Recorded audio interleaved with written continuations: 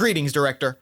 What you are about to listen to is a highly confidential debrief of agents from the United Nations Department of High-Risk Operations, the Hero Department. At the end of the briefing, you will use a link in the description of your podcast feed to select which agent you would like to grant Omega-7 clearance. Don't worry, Mission Control will explain in more detail once you need to make your decision. I'd also like to remind you that if you enjoyed today's debrief, you can perform one of your own using the party game Mission Accomplished by Jeff Stormer. A role-playing game of super-spies and office meetings. You are the greatest secret agents the world has to offer. You have just saved the world. And now comes the really hard part, a meeting with management after the fact. By the end of this meeting, somebody is getting a promotion, somebody is getting shipped off to Siberia, and a whole lot of laughs are being had. You can find the game at jeffstormer.itch.io/mission accomplished or in the description below. Finally, be warned. This debrief does contain references to ghosts and comical body horror. Good luck, Director. The Hero Department is counting on you.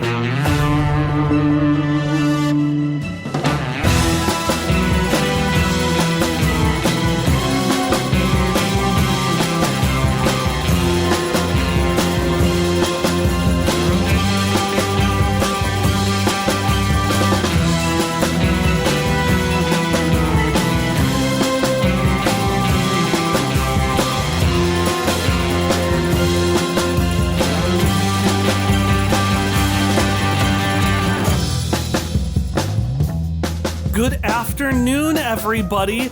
Welcome back from your mission, and thank you for joining me for our mandatory Friday afternoon debriefing session. So you all know me. I am Mission Control, and today we've got a very special debriefing. So all of you have done this kind of debriefing before. You know how it normally works. Normally we would go through and we would assign you commendation dice and citation dice, and this would determine who lives and who dies. But today, we've actually got the director listening in via a remote podcasting feed. How exciting is that?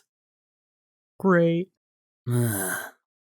All right, great energy in here, guys. So, the director is going to be listening in, and at the end, they have a promotion that they're going to give to one of you. So be sure to keep notes, director. Okay, so before we all introduce ourselves to the director, let's talk a little bit about your mission. Your mission was to go out onto international waters onto the Blind Stud. Now this is an exclusive ocean liner run by the enigmatic, eccentric, billionaire $. But you weren't worried about $. You needed to bankrupt the bull, who had a lot of money from the vast International League of Larcenists, Arsonists, and Inventors of Nefarious Science. Or as we like to call them here, villains. Since the bull had so much villains money, we took you, our best sea squad, and sent you out to sea, no pun intended, to bankrupt the bull. And you all did an amazing job. There were just a few little hiccups we wanted to talk about today, but we can get into the details later. First, we're going to do an icebreaker, again, pun definitely not intended, where you're going to introduce a little bit about yourselves, what you did on the mission, and then a fun little fact about yourself. So for example, I'll go first. I am Mission Control, he, him pronouns. I'm the one who helps facilitate the missions and run debriefings, and in this mission, it's up to me to help do an exemplary performance examination. And a fun fact about myself is I'm supposed to only eat a piece of chocolate a day, but sometimes on weekends, I like to double dip. All right, who's next? I first just want to have a quick clarifications. One of them is I have no idea what a podcast feed is, but I like to commend whoever evaluates this, so good for you, podcast feed. After those things are out of the way, I want to introduce myself. My name is Milo, he, him. My role in this mission is to steal things, but, I am a professional thief, but not in a villainous kind of way, but in a professional sort of way. There's two different things about it. And the fun fact is that as a professional thief, I did once steal the Pope. But the timeline about that event is messy, so please do not ask me about it. Oh, excellent introduction, Milo. Now, again, I'm not going to give you a citation die, although I just have one little antsy-bintsy pizza feedback about your introduction. You did a great job telling us your role, but you didn't sell yourself. What did you do specifically on this mission? Oh, yes, right. Well, I mean, one could say that I made this mission succeed, but specifically speaking, I was able to acquire the guest list, so I know of all of the individuals that are part of this nefarious organization, because, as I said, I am good at stealing things, and the guest list was one of them. And a fantastic job you did. I'm sure you stole many hearts as well. Oh, I do that on the side, but yeah, that's not a lie either. All right, so long as it doesn't interfere with work hours. Who's next? Well, I'm called Plasma Pangolin. I'm what they might call a master infiltrator from the Fox and the Hound units. My role here was to get into places that no one else can get into. I worked my way down into the bowels of the ship to find the room where they rig the gambling arena, and also where they transfer all their cryptocurrency. Chips? Anyway, I accomplished this, the core of the mission, ensuring that our target would be bankrupt by the end of the night. Also, a fun fact about me is that my twin, Liquid Platypus, has been trying to kill me for years. He's incredibly jealous, because you see I received all of the dominant alleles from our mother, the alien god Genova, and he received all the recessive ones, which as we know, is a bad thing. That's just how science works. A fantastic introduction, full marks. A little bit of a downer at the end, but that's absolutely fine. Who's next? Oi, I am Songbird McWrong. My pronouns are he, him, and I was undercover as a poker dealer tonight. A fun fact about me is that I have won the International Bagpipe Competition 7 years in a row, which is very impressive because I've only been competing for 6. Oh, you must just be extremely lucky. All of you, since tonight we're not handing out citation die for things like not mentioning what your general role is. I was undercover as a poker dealer. Yes, but we're talking about your role in the business as a whole. You can't just assume that the director knows everything, can you, Songbird? That's an awful lot to ask of our lead. In the company, I often go undercover in undercover positions. In this case, it was as a poker dealer. Thank you so much for clarifying, just making us feel confident that you were the best equipped person for the role. Indeed. All right, could you, over there in the corner with your legs spread wide enough to fit 3 tables, just introduce yourself? Yeah. Just let me spread out there a little bit. I figured I'd wait, save the best for last. My code name is, Alpha Tiger M. The M stands for muscles, or money, or magnitude. My role is buffness. I'm just like, I got a lot of muscles, and so I muscle things.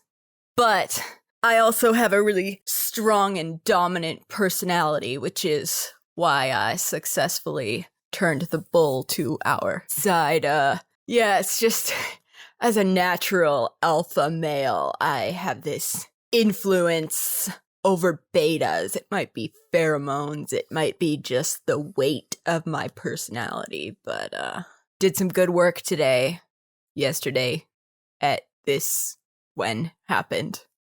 My fun fact is that I only shop from the carefully curated lists from the website Alpha M. They give some suggestions for the best way of dressing yourself so that everyone knows not just from your pheromones, but also from a distance what kind of man you are.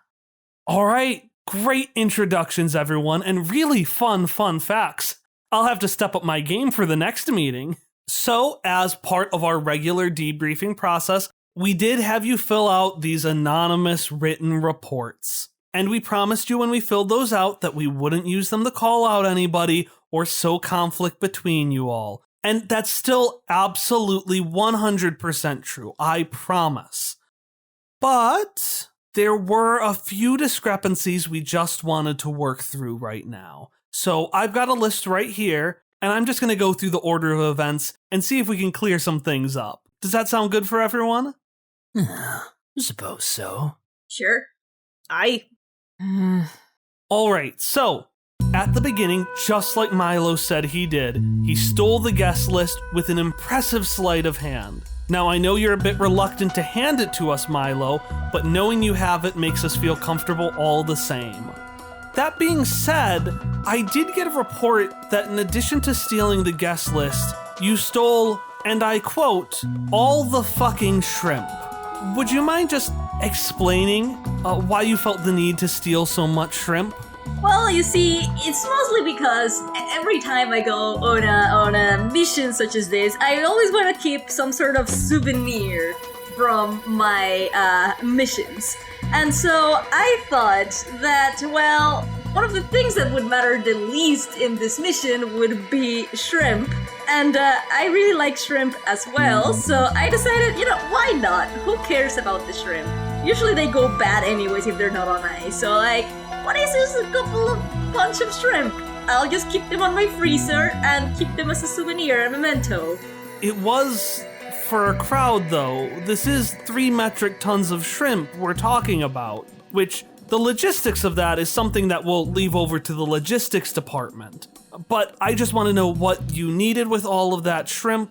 Well, I had a lot of free times on my hands because really stealing the guest list was child's play. And so, well, obviously I wanted to keep the souvenir, but also, I don't know if you heard, but we had some angry Kraken on the sea that seemed a little bit hungry. Oh yes, I know all about the Kraken. We'll get to the Kraken later. So I decided, why not, keeping part of the souvenir for myself and then just feeding it. It looked hungry. They didn't have any food for the Kraken. So, it didn't impair the mission. We still succeeded. I just wanted to have a souvenir and a food for the Kraken. Well, I suppose helping the Kraken does feed into the 3rd habit of highly effective Black Ops agents, team spirit. Indeed. And no one seemed too bothered by the shrimp being missing. And we know that because at that time, Songbird was casually bugging absolutely everything on the blind stud. That was my job. Just absolutely everything. The cards, the seats, the chandeliers, the Kraken, which again we'll get to later. However, Songbird, I don't want to call into question your ability with the 6th habit, inventory management. I just want to ask about something I heard in a report. According to an anonymous report, you had put so many bugs on the blind stud itself that apparently everyone started to hear really harsh feedback. And for that I apologize, but with all due respect, your bugs, sometimes they are not very good. And so I was making sure that I was having functioning bugs. Oh, I'm on the ship. I hope you're not calling into question our 7th habit of highly effective Black Ops agents, the Hero Department's fiscal responsibility. Why would I be calling in fiscal responsibility? Oh, just by calling the bugs cheap. I did not say they were cheap. I said they didn't work. They are remarkably expensive for not working, actually. Which is why I had to use so many. Okay. And so I was really just going above and beyond, trying to make sure that the bugs, they worked. A harsh buzzing noise is better than no noise at all, I should think. Right. Okay. So that kind of explains where we started. And again, we'll get to other things like the Kraken later. The very hungry Kraken, let me say. I was the only one trying to figure out how to feed it. They were not the only ones who were hungry. A hungry Kraken is way worse than a hungry bunch of people, Mr. Macron. Squabbling among betas. You could have looked over and seen me arm wrestling the Kraken like a man. Listen, I know everyone's really excited to talk about the Kraken, but we do have that for later in the presentation, so if we could just wait to share all thoughts about the Kraken until we get to the Kraken. Because there is actually a bit of the timeline that's a bit unclear, and I'd just like you as a group to help me clarify it. When and how, but really for the purposes of reporting when, was the poltergeist released?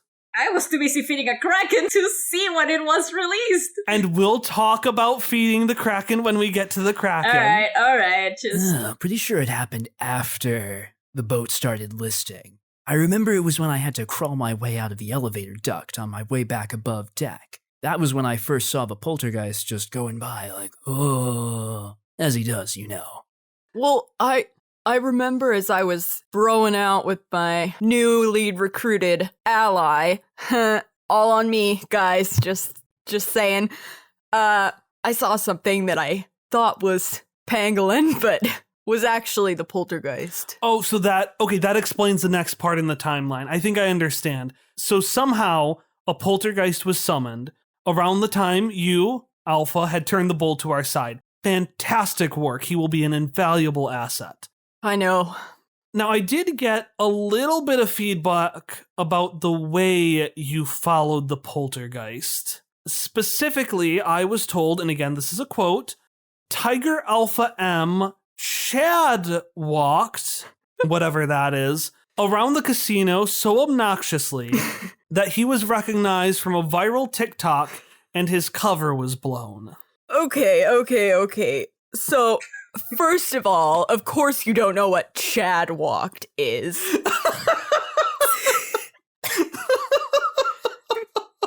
It's the walk of a man who knows what he wants and who he is. I don't walk like a virgin. I know that I got recognized. But the thing is, it's not a bad thing because they knew who to respect on the boat, you know? I think that was part of why I got him on our side in the first place, was because he realized who he had to defer to. Oh, okay. So basically, the only way to make your alpha, is that the correct term? Yeah. The only way to make your alpha powers apparent was to showcase to the bull who you really were. Yes and no. I like to think it was a combination of the walk and the pheromones. Okay. Now, there was a complication that I noticed, which was that while the blind stud is supposedly neutral territory, it was being held for a villains tournament. So it was the villains' time on the ship. And $sign promptly appeared to kick you out, which could have spelled doom for the mission. And that's why I really, really want to congratulate you, Songbird, on what you pulled off next. And I'd love to hear really how you did it, because I think this could be great for training materials in the future. We don't have to talk about it now, but if you could like record a video or something, just a little inter-office training, we can make it fun. Anyways, so $sign came out, but according to my notes, Songbird pretended to be $sign successfully and then convinced the crew that the real $sign was an imposter. So do you mind just giving us a little bit of inside advice from that, from just that mind of yours? Just a brain blast. Thank you. I was one of my final moments, if I do say so myself. You see, Mr. $sign, he had spilled ice cream on his jacket earlier. He had been eating ice cream because all the shrimp was gone. And so what I did is I excused myself from my poker table, went back, and spilled a great many things on my jacket. And so when I went out, I said, "It is me, $sign. Can you not tell by the stain on my jacket?" And they said, $sign, your jacket, it is so nice. What have you stained it so? And I said, "It is that man's fault," and I pointed at the real $sign. And then ruckus. Okay, but Distracted everybody from our mission. But like, just to put a little extra shine on who may have been the true hero of this point. Thank you. I threw him off the ship. Sorry, I thought you were going to say that I took the shrimp away, leading to the stain, leading to this wonderful operation by Songbird. So really, the hero of this operation is me. Well, Okay. But by throwing him off the ship, I fed the Kraken, which you said was your contribution. was the Kraken not already fed by all the shrimp? Okay, We did not need to gang. throw $sign off of this ship. He was taken care of. I convinced everybody he was an imposter. Why was he fed to the Kraken? Okay, gang. Not bad, kid. But come on. We haven't even gotten to the main course. I can tell we're all super excited to get to the Kraken, even though I said it was coming later. So let's just get that out of the way. Let's just get the Kraken out of the way so we can continue with the rest of the debrief. So either by shrimp or by $ being thrown into the watery depths, the Kraken was summoned, which normally by itself would be fine. We in the Kraken have designated that part of the ocean a neutral zone. However, the Kraken is, as we all know, a notoriously good poker player, and any gains we had at that point were quickly getting lost. So this is all a setup, really, for the big commendation that I have here. Although, again, you can't get a commendation die, but maybe the director will keep this in mind.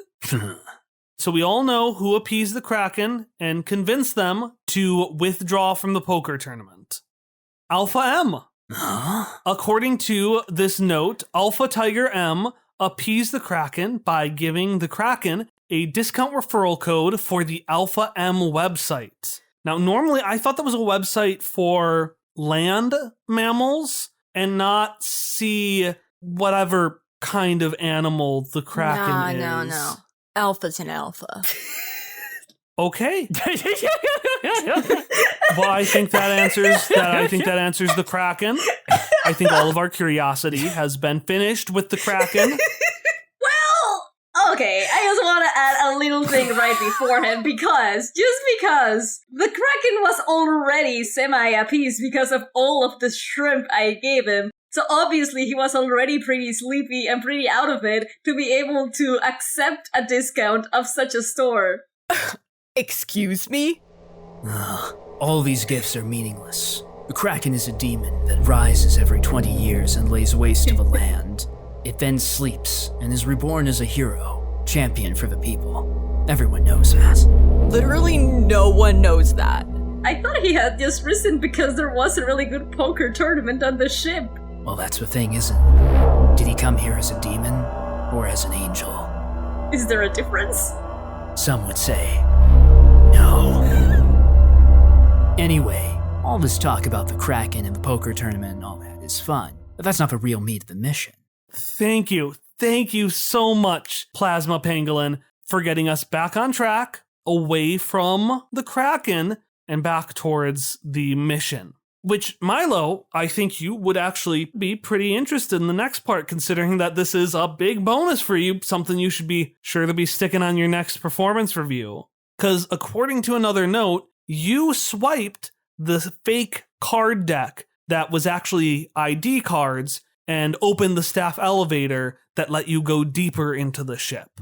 Yeah, I did that. That is how I got the guest list in the first place, because the guest list wasn't just lying around there in the table. No, I had to first get the card to get to the guest list, to go through all this palace-looking ship and a lot of confusing rooms. I think I was a mouse once, I'm not entirely sure, but eventually I was able to get that guest list with that card. And this was before the... Now I'm talking about the... We don't need to worry about the distraction. Oh, that was... we don't need to worry about that. You just got it at some point, and at some other point gave it to Plasma Pangolin. Is that correct? Yes. I did the main core of the mission first. The Kraken came later. But, yeah, we're not going to talk about that other success of mine. No, we know enough. Success of yours. I think we all know enough about the distraction. Not bad. Funny, I did understand that joke. Hiding behind humor is one of the core traits of an Omega. Is Omega good? That's not relevant right now. It's the last letter of the Greek alphabet. That's all I know about it. Oh, right. You would know all about Greece with the Pope thing. Yep. Originally from Greece, but I can talk to all of you all about it later on a different case if you all want. I don't really hang out with people outside of work. You're lost. Listen, if the director is interested, the director can check the podcast feed for the historical reenactment of your Pope adventures that you did with your friends over at that Pontifex thing. But for right now, we're not talking about popes. We're not talking about the sea monster. We're going to talk about Plasma Pangolin. Ah, finally. Because Plasma Pangolin, you were the core of this part of the mission. So, as you already mentioned, you had infiltrated the casino rigging / money transfer room. And there was where the real core of the plan was. The poker tournament was kind of bust, but we had befriended the bull. So it was your job to then rig the rest of the games and get as much money as we can so we could afford more of those, what are they called? The overly expensive bugs that didn't work? It's a little wordy, but it gets the point across. During that process, though, as you were transferring the bit chips, apparently, according again to the confidential report, which may or may not be true, you did accidentally change all the bit chips to Monopoly money. You see, I view this as a complete win. Look, cryptocurrency, digital bullshit. What kind of video game nonsense is that? We needed something we could carry out of there. Something that would not be suspicious. This was the core of the mission after all. Befriending the bull, the guest list, bugging the ship, side objectives, all of them. Main objective, bankrupt the bull. What better way to do that to turn all his money to Monopoly money and then take it for ourselves? I rigged the game. I stole everyone's money. We devastated an entire criminal network's money. And what is it now? Monopoly money that we own. It's ours. And I did all that without being spotted once. Not even once. No one even knows I was on the ship, not even the poltergeist. You said you had seen the poltergeist. I saw the poltergeist. The poltergeist didn't see me. My camo index was too high, and I had a box. All right. I can get behind most of this. But the money part, Yeah, I know a guy. why wouldn't you just keep it for us? That does seem like a stronger use of Habit 7, fiscal responsibility, and Habit 2, efficiency, since turning it to Monopoly money and then stealing it adds the extra step of turning it into Monopoly money. It may seem that way to the uninitiated, but like I said, I know a guy. He can launder that money right back into, well, actual laundry first, but after that, it gets sold to real money at a markup. It's actually a really effective way to make some cash. Is your guy an approved third-party vendor? Does he have mission control stamp of approval? I would think that would be important. You know Hero has a ban on working with Mr. Monopoly. Oh no, not him, never him. We go a long way back, he and I. We'll never see eye to eye again. Not since he took one of my eyes. That's why I wear this eye patch. I did not notice it. Of course not. I remain an enigma. It's difficult to look at me for too long without just glancing aside. That's the way I like it. Is it all those dominant alleles? Not as dominant as my alleles. You have something, kid, but you're going up against what you can't comprehend. A Sigma male. I exist outside the hierarchy, by my own choice. It totally makes sense. It's just as good, but also better because I'm like my own individual, you know? There's no such thing as Sigma males! Keep telling yourself that, kid. I just want to add an addendum here. I don't understand anything about these Greek letter males, but I just want to say that Sigma is the 18th letter of the Greek alphabet, therefore it is not, in fact, above Alpha, which is the first letter of the Greek alphabet. So you're in fact an 18th male, whatever that means. Thank you, nerds have their worth in the hierarchy. Well, check your website again. I think you'll see something interesting there. I've combed Alpha M, the website, for everything it's worth, and they say nothing about Sigma males. Well, there's your problem right there. A comb? It might seem like it's easier to handle, but it provides no tactical advantage. Real men with luxurious hair like mine use a brush. Gives you much greater control. Wow, I had not noticed how silky your hair looked until you mentioned it. Like I said, there's a lot of things that aren't known until I want to make them known. All right, team. Really love this spirited discussion. Let's just turn it back to the topic at hand. Our last thing we got to talk about, just a small thing, not really that important to the mission, but you did sink 75% of the boat. Now, I gotta give commendations here, although again, I can't formally do that, to Plasma Pangolin, whose hidden gun heels did come in handy when, and I quote, he did a kickflip and shot a hole through the padlock, keeping the lifeboats from being stolen. Which, considering that we had enough lifeboats for about 50% of the people on board, means that you saved 60 1, 2, 3. Just like we have logistics figure things out, we'll have the accounting department figure out the percentage of people you saved. But you did save a percentage of people. So kudos on that. Although I am a little curious how the boat sunk and why you knew that the lifeboats would be needed. And I swear to God, if someone mentions the Kraken... No, nothing like that. Honestly, my money's on the poltergeist, and it's Monopoly money, all of it, trust me.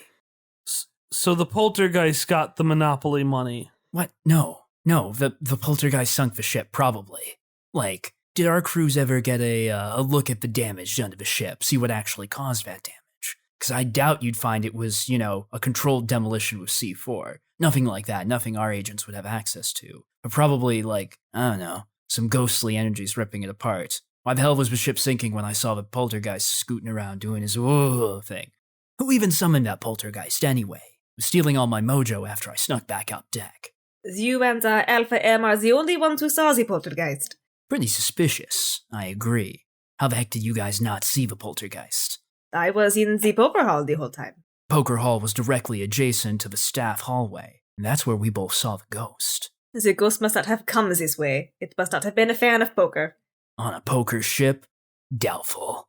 Did you ask the poltergeist for their life story? Nobody... Perhaps they died because of poker and they now hate it and now have a vengeance for it. Well, I just want to clarify that I don't think the poltergeist was there for the poker, because if not, it would have been a pokergeist. We know that those are the ones that come for the pokers. There's a Thank you. We're putting it into words. A poltergeist. Look, I'm just saying, as the only member of this team who went down towards the bottom of the boat where it started sinking, I can definitely confirm that not I, destroyed the boat. That sounds circumstantially suspicious, my friend. It does sound very suspicious that you immediately knew to shoot for the lifeboats, as if you knew that the boat was going to sink.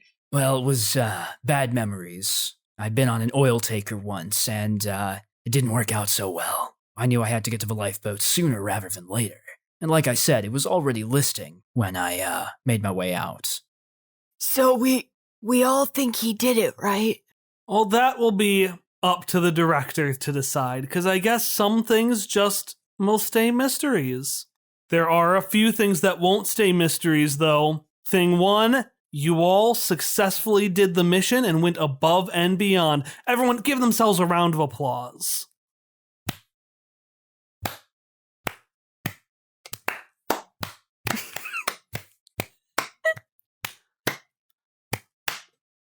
Thing number 2, we all know beyond a doubt that maybe thanks to the Monopoly money, maybe thanks to sinking the ship, maybe thanks to feeding all of the shrimp to a hungry, you know what? You all are banned from the casino for life. So we'll have to figure out something else for the company retreat, I guess. But thing 3, and this is the really exciting one of you is going to get a promotion. Oh. Thank you. I'll work on my acceptance speech.